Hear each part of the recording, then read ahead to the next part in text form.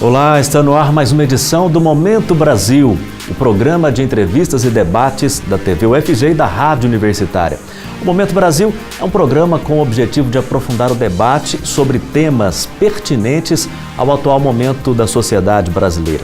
E dando continuidade a um ciclo de episódios sobre a mídia no Brasil, no programa de hoje vamos falar sobre o papel da imprensa na atual crise política brasileira. Fique com a gente, a conversa vai ser boa.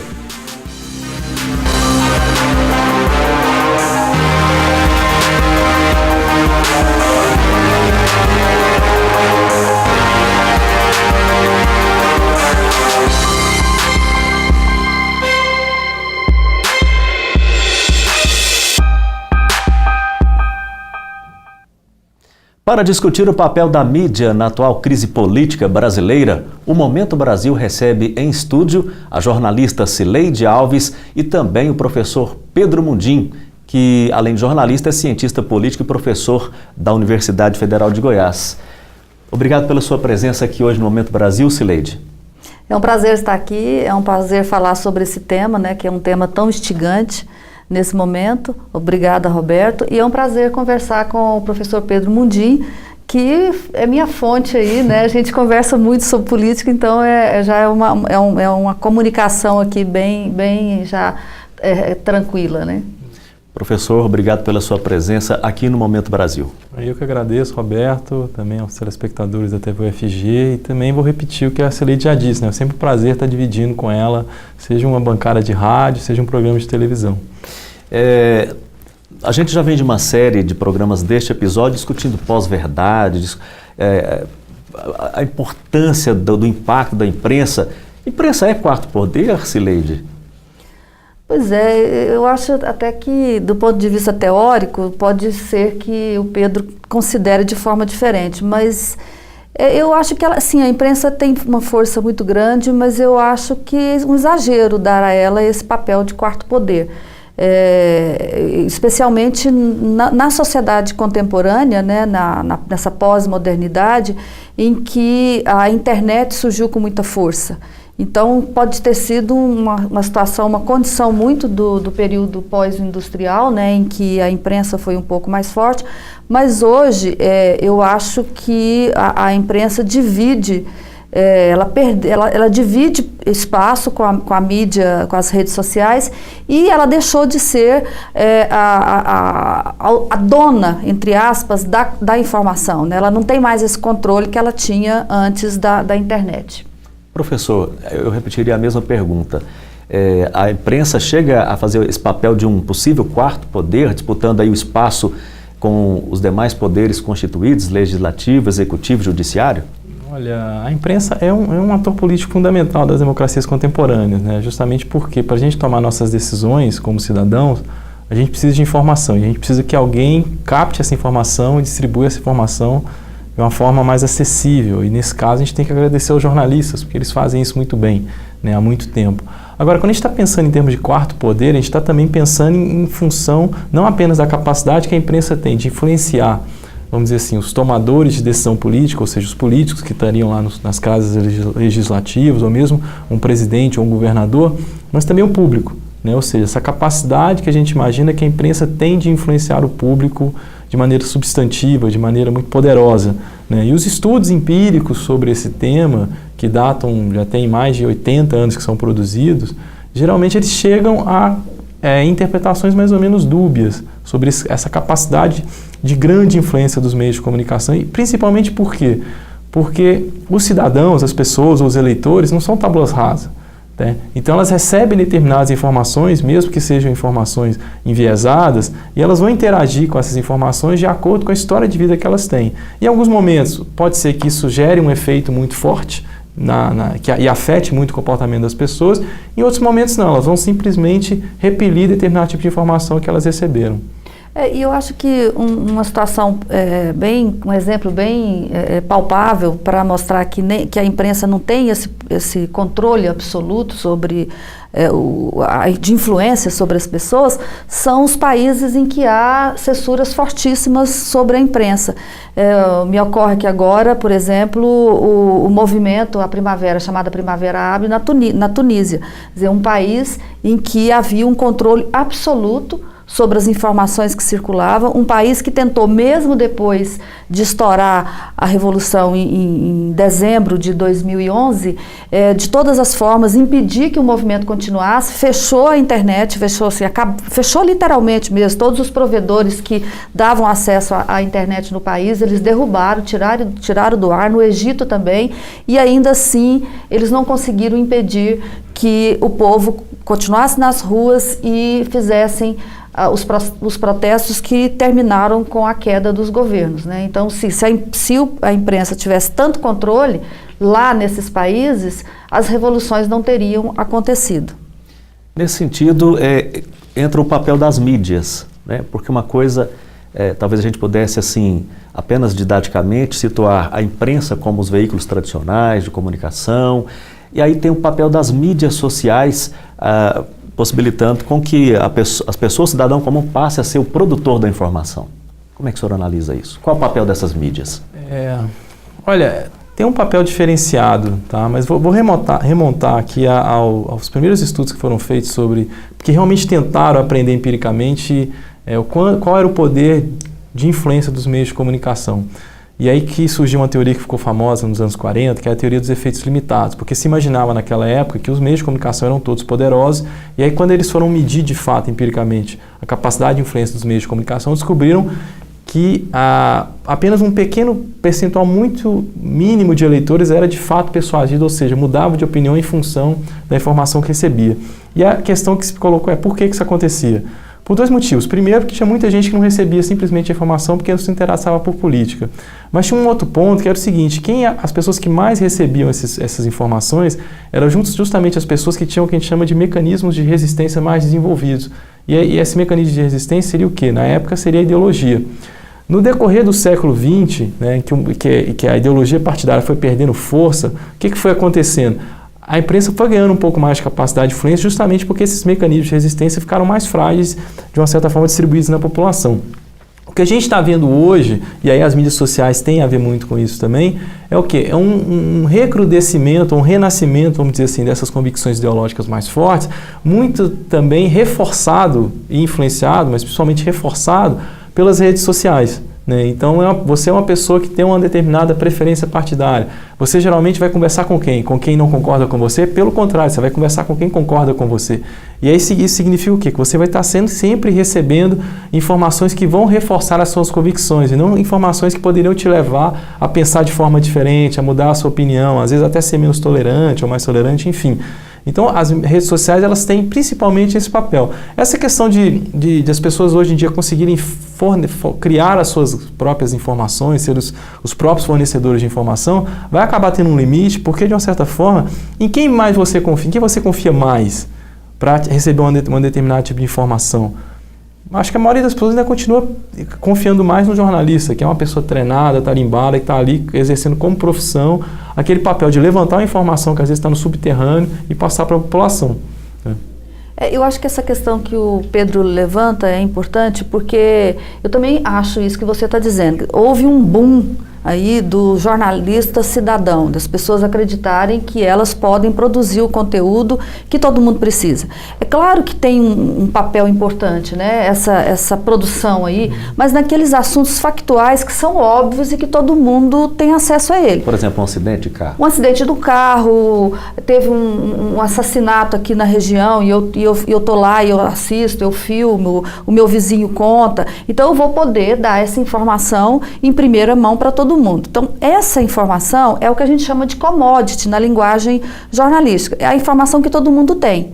E commodity, ela é barata, né? Um pãozinho francês não sustenta uma padaria, porque o pãozinho francês é uma commodity.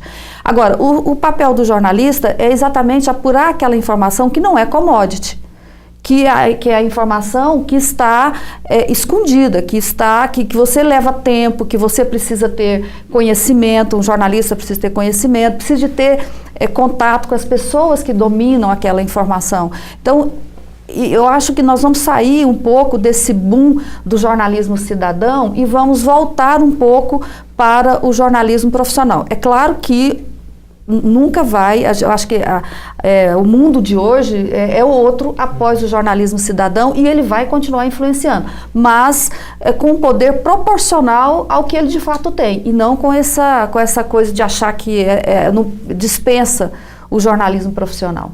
E as mídias ditas alternativas, as fontes jornalísticas ditas alternativas? Pois é, eu questiono muito, eu não sei se o que o Pedro pensa sobre isso, mas eu questiono muito esse termo jornalismo alternativo. Fonte alternativa. Tem que, primeiro, assim, pensando como cientista, eu preciso primeiro ter uma definição clara do que é isso.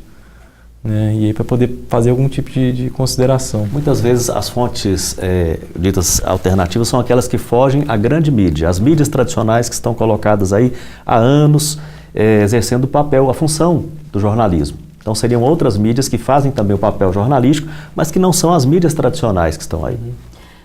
Eu acho o seguinte, com esse conceito, ok, se você considerar, então nós estamos falando aqui que é jornalismo alternativo, o que foge da mídia tradicional. Perfeitamente. Tudo bem, mas assim, eu não considero que o jornalismo da chamada mídia alternativa seja um jornalismo alternativo. Por quê? Porque é o seguinte, o que busca, qual que é a linha editorial e o objetivo desse jornalismo alternativo? Muitos deles são partidarizados. Eles podem ser alternativo à linha editorial da mídia tradicional que tem uma opção pelo establishment político, por exemplo. Aí sim, ela pode ser nesse sentido, mas grande parte do que se chama mídia alternativa, hoje, ela é partidarizada. Claro, tem as exceções. Nós estamos vendo surgir aí no mundo todo, e no Brasil não seria diferente, sites de notícias que eles tentam ser independentes, que é diferente de ser alternativos. Independente o quê? Independentes do establishment político e independentes dos partidos políticos. Então, tem vários exemplos aí desse tipo de jornalismo que foge do padrão. Agora, aí é uma outra discussão, mas eu acho que muito desse jornalismo também é fruto não desse debate de oficial e alternativo, mas um pouco da nova realidade do jornalismo que está surgindo agora pós-internet. Quer dizer, o jornalismo como a gente conhecia ele, o jornalismo tradicional, aquele feito pela mídia impressa, ele é em implosão, né? E nós vamos ver uma nova geração de produtores de conteúdo que nada tem a ver com os produtores de conteúdo que nós conhecíamos do jornalismo industrial. Quer dizer, o jornalismo pós-industrial não será o mesmo do jornalismo industrial. Então, eu acho que tem muito a ver com isso e menos com esse debate aí de alternativo e oficial. Nós vamos fazer um rápido intervalo e voltaremos, então, para continuar esse bate-papo aqui. Momento Brasil vai para o intervalo, é rapidinho, não saia daí.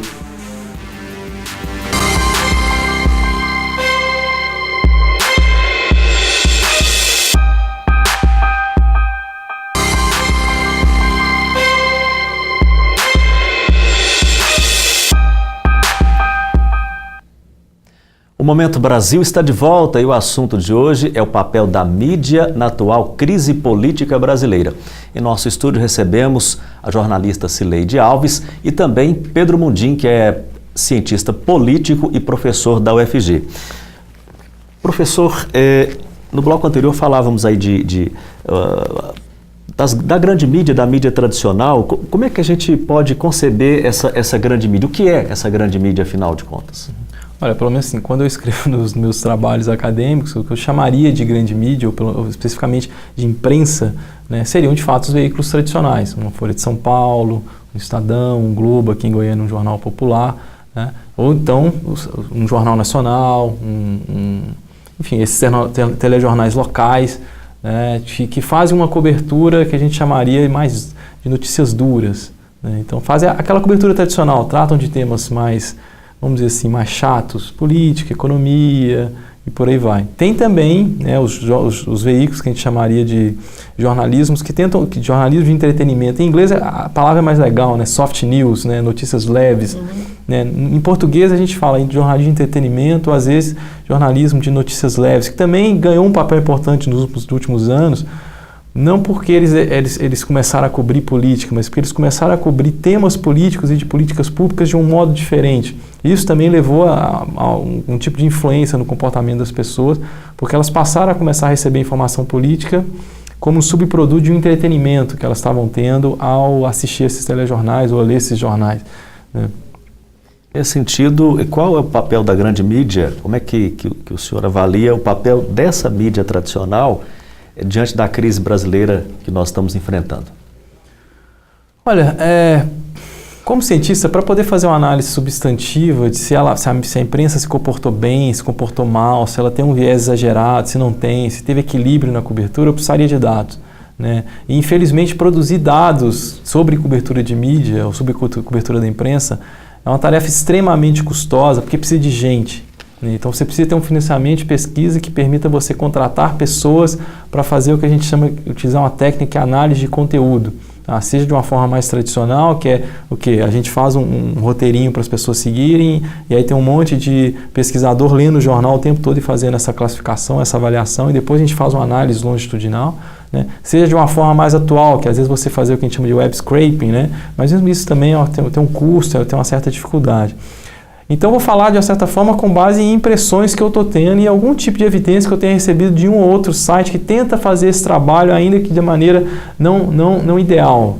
Vou dar um exemplo aqui do manchetômetro, não sei se todo mundo conhece. Tá? Eu tenho minhas ressalvas à metodologia que eles utilizam, mas não é o caso.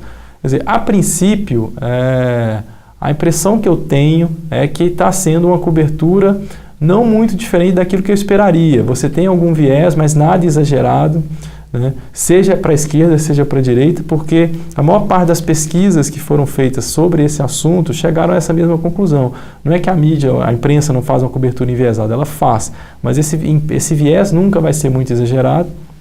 Tá? Pode ser que em algum momento tenha um exagero em decorrência de um determinado assunto. Exemplo mais concreto, não tem como a cobertura sobre o que aconteceu na semana passada, né, da gravação do Joesley com o presidente Temer, ser positiva ou ser neutra. É uma notícia negativa e ponto. E vai ter uma repercussão muito grande, né? Então não adianta a gente achar que foi desequilibrada. A notícia em si, o tema em si é completamente desequilibrado. Então essa notícia vai ser negativa, vai ter um viés muito grande. Agora, isso é um risco para a democracia? Eu entendo que não.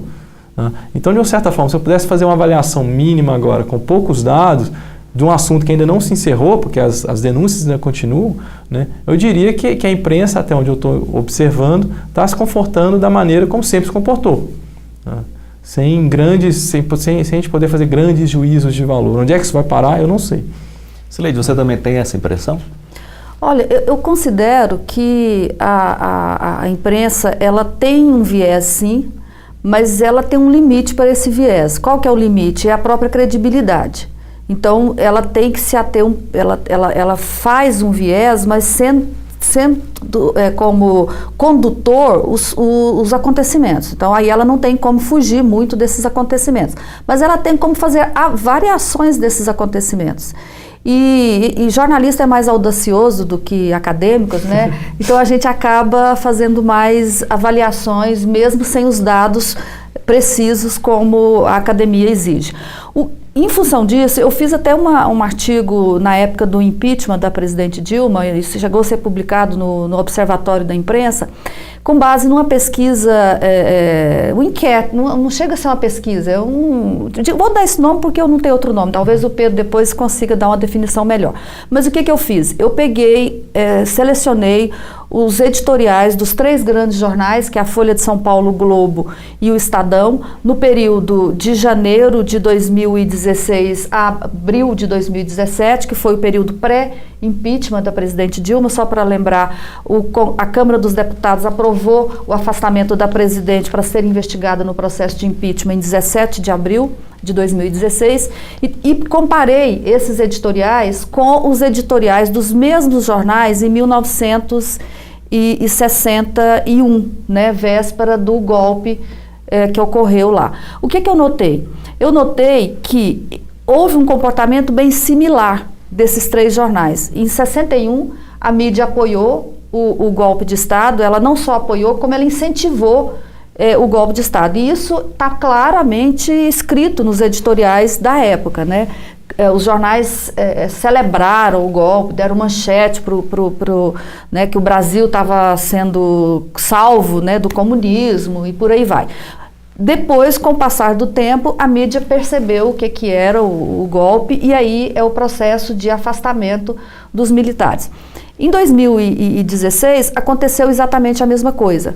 A mídia toda, quer dizer, esses 3 grandes jornais, eles, de acordo com os editoriais que escreveram, eles defenderam o impeachment da presidente Dilma. E eu comparei também com o período do impeachment do presidente Collor, que foi o ponto fora da curva desses 3 processos. A mídia não entrou como instituição na defesa do impeachment do presidente Collor.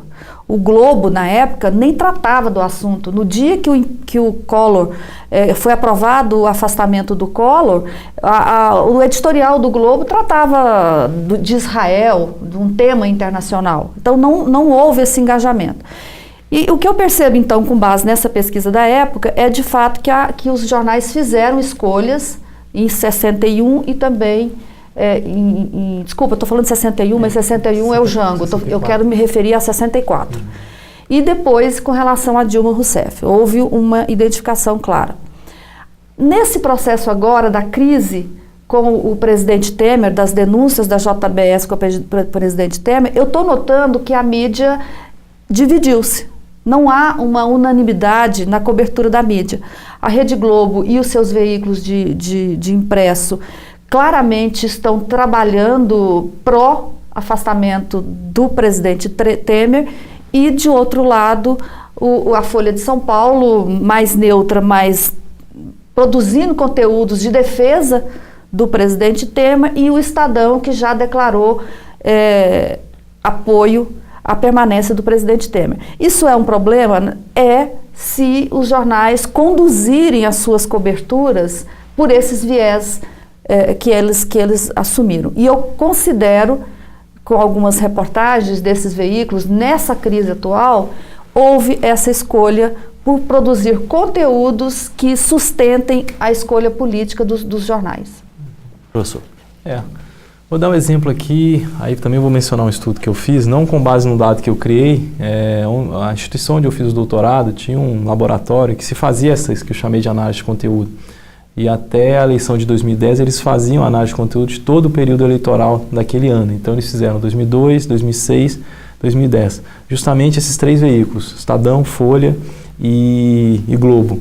E não apenas a parte editorial, mas também a parte informacional. Então no final da disputa você tinha uma base de dados de mais ou menos 35 mil, 40 mil, que a gente chamaria de entradas, ou seja, informações sobre como foi a cobertura desses 3 veículos.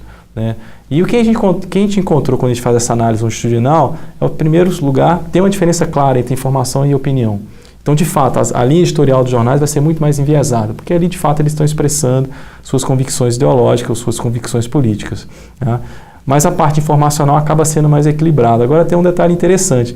Essa disputa que realmente a Celide comentou, e de fato a gente está percebendo, quer dizer, o Globo solta aquela matéria falando da gravação, e depois a Folha de São Paulo solta uma matéria dizendo que um período que ela contratou questiona aquelas informações, questiona a gravação, fala, ou seja, coloca em dúvida, né, a gravação da conversa com o presidente Temer e o dono do JBS. Você vê claramente, mesmo em períodos eleitorais, que Folha de São Paulo e Estado de São Paulo geralmente fazem coberturas diferentes. E até 2006, Globo também se diferenciava desses 2 veículos. Né? O que aconteceu foi uma mudança entre 2006 para 2010, que o Globo passou a se parecer muito mais com o Estadão do que com a Folha. E geralmente era assim, a Folha era um jornal que tinha uma cobertura anti-PT muito mais frágil, muito menos intensa, enquanto Estadão e o Globo batiam muito mais no governo do ex-presidente Lula e da ex-presidente Dilma. E na ex-presidente Dilma, que na época era a candidata. Enfim, então, assim, do ponto de vista assim, do comportamento desses veículos, a gente percebe de fato essa heterogeneidade. Vou dizer o seguinte, do ponto de vista democrático, pelo menos eu acredito que essa seja a melhor forma. Porque a Sileide falou uma coisa importante, não existe informação que não seja enviesada, sabe? Independente de quem esteja produzindo, porque esse viés ele vai vir tanto por uma razão política, quanto também por uma capacidade. Porque a gente, como indivíduo, é formado por uma série de fatores, na hora que a gente está fazendo um recorte sobre aquilo que a gente está relatando, a gente vai colocar um viés ali natural.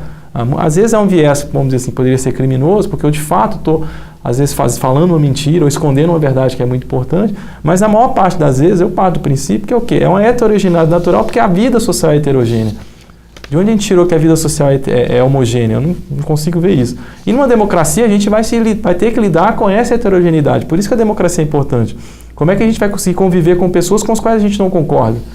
Cujas visões políticas divergem da nossa, cujos valores divergem dos nossos. Então isso a princípio não é um problema. Eu veria como um problema se eu visse os 3 grandes veículos fazendo cobertura totalmente enviesada, talvez a semelhança do que aconteceu em 64, sabe, incentivando que algum tipo de medida inconstitucional antidemocrática fosse tomada, mas não é isso que eu estou enxergando, né? E aí vamos esperar para ver, daqui a um tempo a gente vai ter um pouco mais de capacidade de analisar os dados que estão sendo criados agora, para de fato poder fazer uma avaliação mais substantiva. E o presidente Temer, na entrevista que ele deu para a Folha de São Paulo, a jornalista perguntou para ele se não ficaria mal para ele acusar a fita da JBS de falsa não, mas adulterada, se depois ficasse provado que não é. Aí ele respondeu o seguinte, mas não fui eu que falei que foi adulterada, foram vocês da Folha de São Paulo. Se tiver errado eu vou dizer, Folha, você errou. Né? Então você percebe que o presidente, ele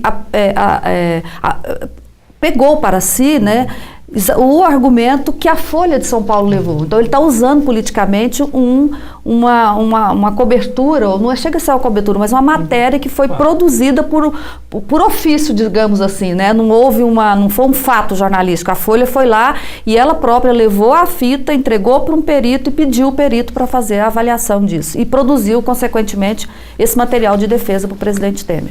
Nós vamos para um rápido intervalo e voltaremos aqui continuando com este papo, né? Então, eu peço a você que está aí do outro lado da telinha e da Rádio Universitária também, Facebook, YouTube, aguarde só um momento, é rapidinho, é em um instante só.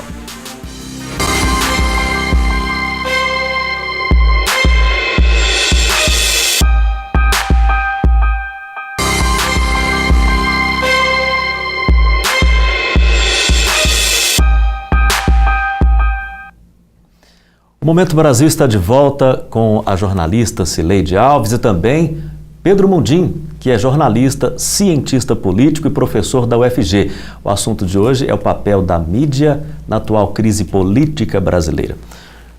Professor Pedro Mundim, no bloco anterior falávamos aí de aspectos que envolvem a imprensa dita tradicional, da cobertura. A Sileide trouxe aqui apresentou dados do estudo que ela fez, o senhor também apresentou dados de estudos que o senhor realizou.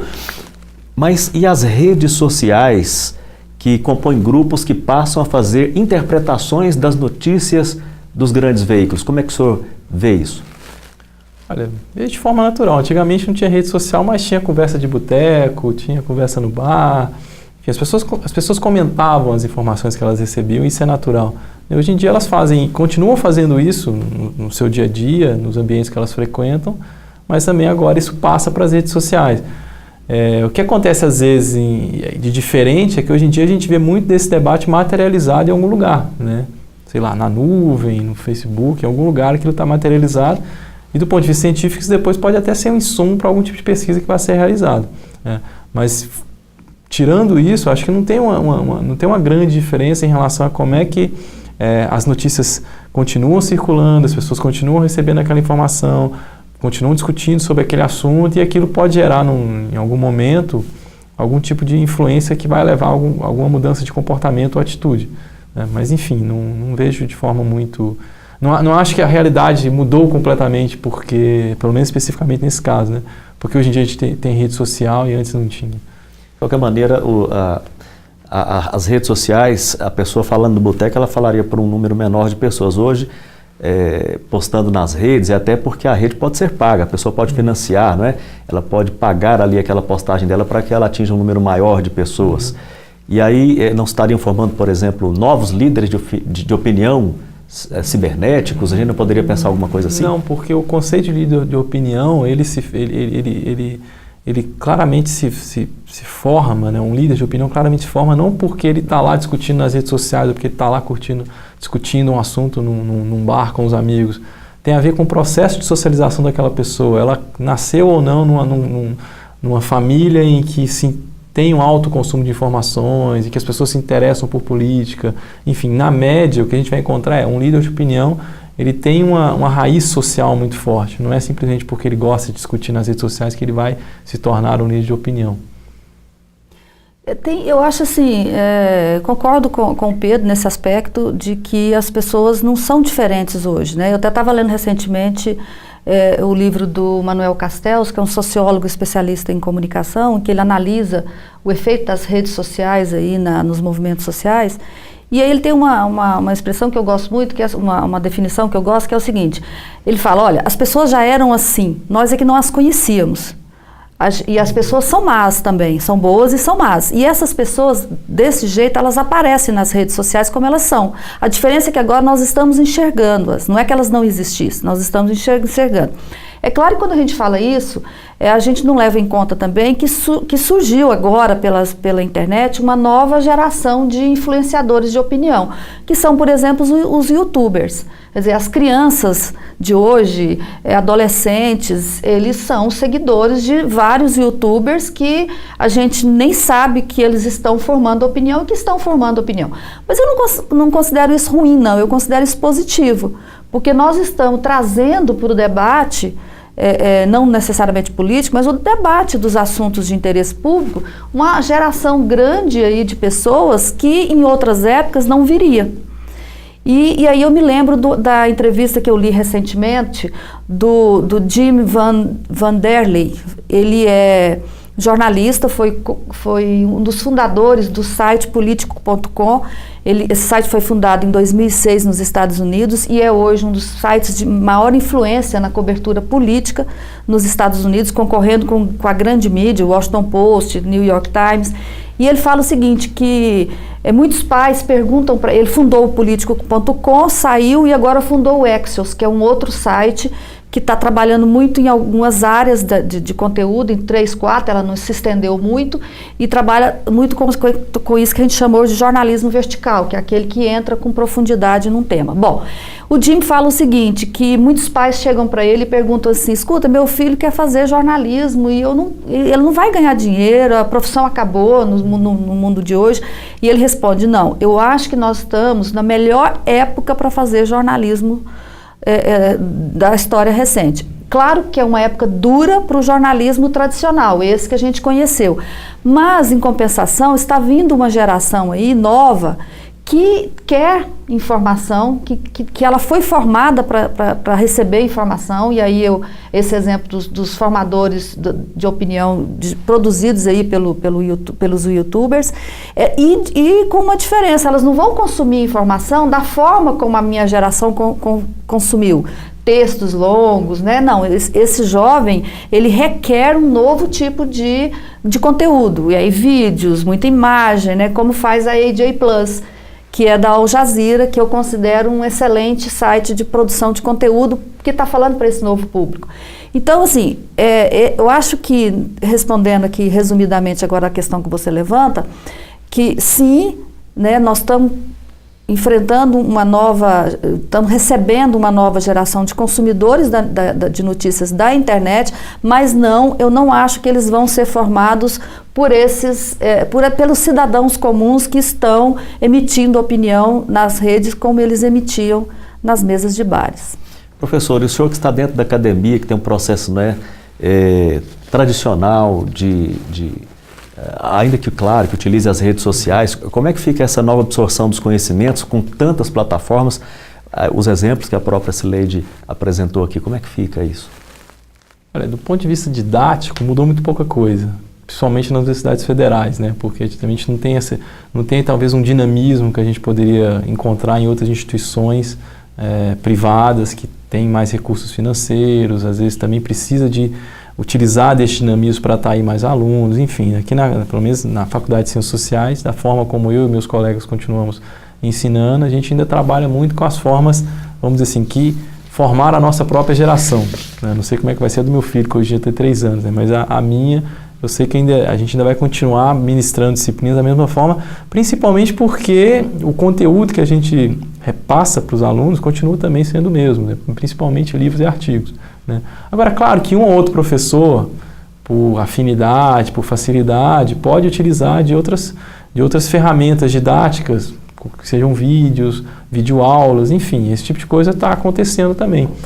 Com a grande vantagem de que você consegue fazer circular mais informações. Né? Então, isso é uma novidade boa. Né? Antigamente, eu queria ver uma palestra na USP, eu tinha que estar lá na USP. E hoje em dia não, eles passam isso na internet, disponibilizam um link, eu entro na minha casa e assisto. Eu queria fazer uma aula em Yale ou em Harvard. Hoje em dia você tem como assistir isso, basta você, claro, né, você precisa entender inglês, mas enfim. Então, isso melhorou muito. Né? Agora, não, do ponto de vista da forma como a aula é ministrada, continua o mesmo. O que mudou foi a forma de transmissão daquela informação. Hoje em dia a gente tem mais acesso, com mais facilidade, um custo menor para essas questões, mas a forma como os professores estão lá ministrando as aulas mudou muito pouco. Quando a gente traz isso para o mundo do jornalismo, a gente percebe uma forma diferente de apresentar até os telejornais. A gente poderia observar até os telejornais locais mesmo. Existe uma maneira diferente, com um grau de intimidade, tentando passar um grau de intimidade. Como é que fica a questão informativa, a questão do jornalismo mesmo? Como é que você analisa isso, Cileide? Eu acho o seguinte, que há uma certa confusão ainda entre aquele jornalismo formal que a gente fazia antes e o jornalismo televisivo que você está se tentando fazer hoje, aliás. Eu lembro que quando eu fiz TV, comecei minha carreira como repórter de TV, existia um exagero que o repórter não podia ter cabelo comprido. Se tivesse, tinha que botar ele para trás, porque senão distraía o telespectador, né? Isso é um exagero, um excesso que se tinha, como se o jornalista fosse um robô e que não tivesse nenhuma relação com as pessoas, né? Hoje, eles estão fazendo o oposto disso. É de uma intimidade, é de uma naturalidade que é forçosa. Ela não é real. Porque tudo bem, eu estou dentro da casa das pessoas, as pessoas estão me vendo todo dia, mas nós não somos amigos íntimos, que eu não vou chegar na casa da pessoa e enfiar o pé na porta da geladeira. Chega a ser desrespeitoso? Não acho que é desrespeitoso, não considero desrespeitoso. Eu acho equivocado, extremamente equivocado. Não existe essa relação, não existe. Mesmo por mais que a gente seja amigo, você não chega na casa de um amigo íntimo seu e abre os armários da casa dele. Né? Então, tem um limite para fazer isso. Eu acho que o jornalismo hoje ainda está tentando achar um formato ideal e não achou esse formato ideal. E acho que a internet achou. Você vê, eu citei o exemplo aqui da Al Jazeera, né, que ele tem um aplicativo que é AJ e o sinalzinho de mais, AJ Plus, que eles produzem um conteúdo jornalístico sério, de assuntos relevantes, mas com uma facilidade, uma comunicação extremamente interativa, ágil, simples de entender, sem resvalar para o populismo. Então, o que eu acho, na minha opinião, do jornalismo de televisão hoje, não é todo, mas nós estamos falando de um modo geral, é que ele virou um jornalismo populista. Aquilo que a gente critica nos políticos, do tipo, o político acha que ele é a solução para as demandas do povo. Qual que é seu problema? Um vereador chega no bairro e fala, qual que é seu problema? Não, eu não tenho asfalto. Aí o vereador, eu vou resolver seu problema. Olha, eu vou levar o asfalto no bairro. A televisão está fazendo isso hoje.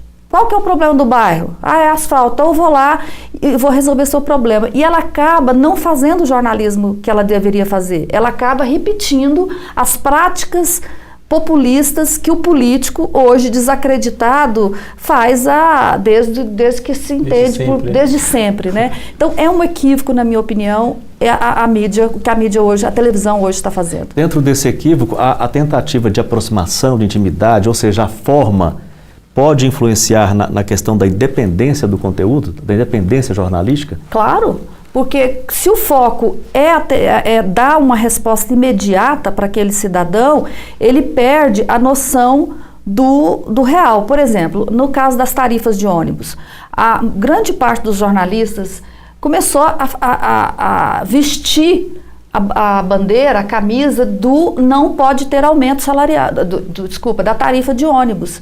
Olha, ok, eu também acho que não pode ter aumento da tarifa, que o transporte é ruim, que o custo-benefício para o usuário é desfavorável. Agora, eu não posso simplesmente aderir a essa bandeira porque eu não sou manifestante de rua.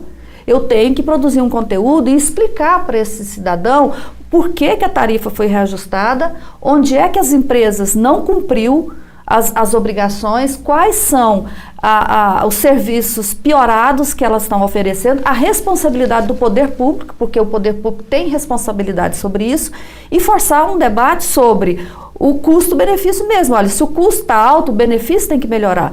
Quando você adere, eu sou contra a reajuste da tarifa, você perde esse parâmetro do bom jornalismo e do jornalismo que efetivamente vai melhorar a vida do usuário de transporte. Nesse sentido, professor, por que é tão difícil manter essa independência do jornalismo? Com as redes sociais, com tudo isso que está aí. É difícil essa pergunta, né? Porque primeiro eu preciso partir do princípio que essa independência não é verdadeira. Né? Mas sim, pegando o exemplo que a Cileide deu, pelo menos os estudos que vão discutir por que os meios de comunicação mudam seus formatos, mudam os temas que eles estão cobrindo, tem a ver principalmente com o fato de as redes de televisão tradicionais estarem perdendo audiência, seja porque apareceu a TV a cabo e começou a fragmentar muitas, aumentar demais as opções que as pessoas tinham para poder acompanhar algum tipo de programação, seja com as redes sociais, com a internet, né, que também ainda fragmentou ainda mais. Então, quando um jornalista tenta fazer uma coisa mais, talvez íntima, né, ou mais populista, é uma tentativa, às vezes até desesperada, de tentar manter uma audiência que ele está perdendo continuamente. Onde é que isso vai parar, eu não sei. Eu acho que também é por isso que eles ainda não encontraram um formato, porque, de fato, pode ser que para a internet ou para as redes sociais faça sentido você utilizar, fazer coberturas jornalísticas dessa forma. Para a televisão não, é um outro meio, é um outro ambiente. Tá certo, nós vamos para mais um intervalo. O Momento Brasil volta daqui a pouquinho, é rapidinho, não saia daí.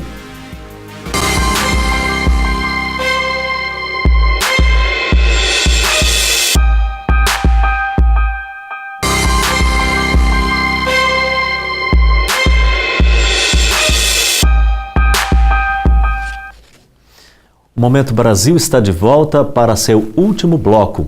O assunto de hoje é o papel da mídia atual na atual crise política brasileira. Em nosso estúdio recebemos a jornalista Cileide Alves e também Pedro Mundim, que é cientista político e professor da Universidade Federal de Goiás. No bloco anterior falávamos da questão da fragmentação. Não é isso, Cileide? Uma das coisas que a internet fortaleceu muito na cobertura jornalística hoje é essa fragmentação. Porque antigamente os jornais falavam de tudo e não falavam de nada. Eu tenho um amigo que ele costuma dizer o seguinte, que o jornalista tem 2 centímetros de conhecimento, é um mar de conhecimento com 2 centímetros de profundidade, né? E é um pouco isso sim mesmo, porque os jornais, eles tratavam de todos os assuntos, né, de economia política, polícia, cidade, ciência, mundo, e acabava dando tudo superficialmente. Com as redes sociais, definiu-se públicos, né? Então eu gosto de mundo, então eu vou me especializar naquilo, eu gosto de comportamento e por aí vai. E aí muitos veículos começaram a buscar esses públicos. E aí isso explica também parte do sucesso de mídias, novas mídias que surgiram agora e que estão se fortalecendo por conta de ter encontrado esses públicos, né? Agora, a TV, quando a gente fala na TV aberta, ela ainda está tentando trabalhar para todo mundo. E como é difícil para ela trabalhar para todo mundo, ela elege aquele público que é a maioria. Então, os públicos A, B, eles não são a maioria, muito pelo contrário. Depois o Pedro pode até falar exatamente a proporção deles. Mas as classes C, D e E, elas são a maioria. Aí as TVs se dirigem, portanto, para esse público e produzem um jornalismo para esse público. Elas simplesmente deixam de falar de assuntos de interesse geral, mas que elas poderiam perder a audiência naquele público e focam lá naquele público. Daí a opção da maioria delas pelo que eu chamo de jornalismo populista. Isso acontece também nas TVs por assinatura? As TVs por assinaturas, elas acabaram definindo mais esse público, quer dizer, aprofundando mais um pouco nesse público. Então você tem TV por assinatura, que é de entretenimento, com algum conteúdo, né, jornalístico, mas muito focado nessa área de entretenimento. Você tem as notícias, as TVs de notícia, que aí elas focam, elas tentam ser, como elas têm um horário muito amplo, uma grade, né, muito ampla, que é 24 horas, elas conseguem se aprofundar em vários nichos, né, e com isso ela tem públicos específicos dependendo do horário. Professor. Assim, do ponto de vista teórico, os estudos que vão tentar discutir um pouco essa ideia de fragmentação, nicho, etc., vão dizer o seguinte: você tem que levar em consideração, de maneira bem simplificada, qual público que realmente você quer atingir e o quanto você acha que você vai ganhar atingindo esse público do ponto de vista comercial. Isso é o que vai definir a maneira como você vai estar apresentando a forma do seu produto, tá? Então vamos pegar um exemplo do Jornal Nacional, né? E aí baseado num estudo também que eu fiz recentemente, com base nos dados da Pesquisa Brasileira de Mídia. Por que você tem uma bancada que é um apresentador que tradicionalmente, durante muitos anos, foi um apresentador, 12 apresentadores homens, depois de um determinado tempo passou a ser um apresentador homem e uma mulher? Por que você tem essa bancada mista, né? Você tem claramente a tentativa de atingir um público específico, que era um público que tinha dava muita audiência, ou dá muita audiência para o jornal, por um motivo que daqui a pouco eu vou falar, que é o que? São as mulheres. Então, por uma série de razões históricas, a gente foi vendo que as mulheres foram ganhando mais participação na sociedade e também foram buscando ou exigindo maior participação nesses produtos midiáticos, né? Uma questão de igualdade. Agora, por que é interessante para o Jornal Nacional, por exemplo, botar uma bancada mista? Justamente porque parte da audiência do Jornal Nacional não é do Jornal Nacional. E os dados empíricos mostram isso. Sabe o que é? Quando eu falo isso em sala de aula, às vezes dá um certo rebuliço. São mulheres que estão esperando a novela começar. E não estou fazendo nenhum tipo de comentário misógino. É isso mesmo. Então você adequa o seu produto para não perder esse pessoal enquanto o jornal não começa. Porque elas poderiam simplesmente fazer alguma outra coisa. Mas elas não estão lá assistindo o jornal, esperando, na verdade, a novela começar, mas obtendo informações políticas como um subproduto de entretenimento que elas buscam.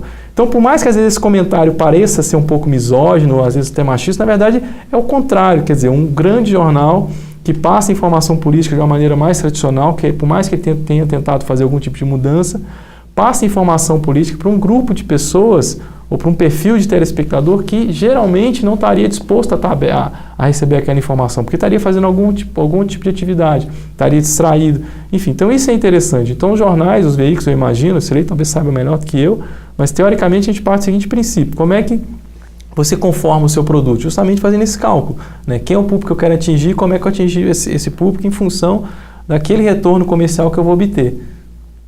E hoje, só completando esse raciocínio do Pedro, a internet produziu uma ferramenta valiosíssima que antes os veículos de comunicação não tinham, à exceção de rádio e televisão, que sempre teve a pesquisa de audiência ali quase que em tempo real. O que é que eu estou falando? Eu estou falando dos bancos de dados dos veículos, de todos os veículos, não só dos veículos, mas de todos os sites, né? Então, ferramentas, e há várias delas, como o Google Analytics, eles te dão informação em tempo real do público que você está atraindo para o seu produto, por que horas, o que ele se interessa, e mais, quando as pessoas entram no seu site, você consegue saber quem é essa pessoa, o que ele gosta, o que ele consome, por que ele está ali. Então, são dados valiosíssimos que estão influenciando em tempo real a publicação de conteúdo. Então, se você for pegar uma Folha de São Paulo, ou mesmo um New York Times, até mesmo Jornal Popular aqui em Goiânia, todos eles estão o tempo todo com um olho na produção de conteúdo e outro nos dados de audiência que eles estão que está sendo atualizado segundo a segundo. Então, isso hoje faz um diferencial muito grande. Você sabe o público que você quer atingir, quem é o seu público e onde ele está. Isso. E do ponto de vista, eu dei o exemplo das mulheres, mas a gente poderia pensar também politicamente. Por que um jornal provavelmente escolhe uma linha editorial mais à esquerda ou à direita? Justamente porque o público-alvo que ele tem, o público majoritário que ele tem interesse em atingir, seja por razões tradicionais, ou seja, por alguma razão, em algum momento, aquele jornal nasceu e começou a falar para um determinado público específico, tem a ver justamente com isso, porque ele prefere manter a audiência daquele nicho específico que ele sempre alcançou, porque traz um retorno comercial mais amplo, do que tentar falar para muita gente, sendo que isso vai fazer ele perder leitor e não ganhar leitor, né? Então, essas estratégias o tempo todo são pensadas em função de quem é a sua audiência. E de que maneira que a gente pode hoje, nos blindar, né?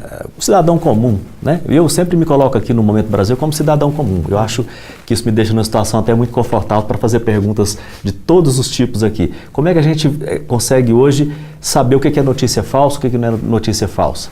Essa é a parte mais difícil hoje para o cidadão, né? Esses dias eu recebi um WhatsApp de um advogado com uma notícia. Para mim, assim, na hora que eu bati o olho nela, eu percebi que era falsa, e ele falou para mim o seguinte: Cileide, eu recebi essa notícia aqui, comecei a distribuir para os meus amigos, depois eu comecei a me questionar, será que ela é verdadeira? E eu, assim, só de bater o olho, eu já vi que era falsa, mas ainda assim fiz uma pesquisa para não falar bobagem. E aí respondi para ele, falei, olha, é uma notícia falsa, hoje é muito comum os fake news, como é que as pessoas sabem, em rápidas pinceladas, porque a gente não tem muito tempo, como é que as pessoas sabem que uma notícia é falsa?